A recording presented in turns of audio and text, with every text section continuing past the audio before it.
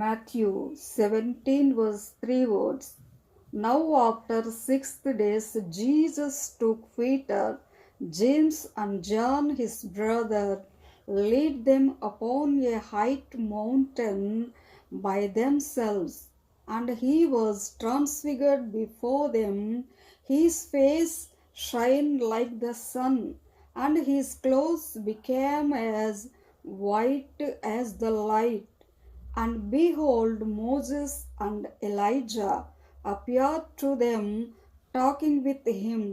మత్తయి సువార్త 17వ అధ్యాయము మొదటి 3 వచనములు.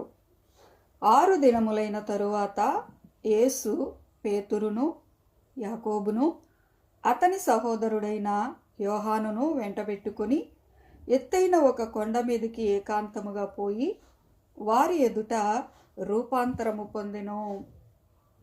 ఆయన ముఖము సూర్యుని వలె ప్రకాశించెను, ఆయన వస్త్రములు వెలుగు వలె తెల్లనివాయెను. ఇదిగో, మోషేయు ఏలియాయు వారికి కనబడి ఆయనతో మాటలాడుచుండిరి.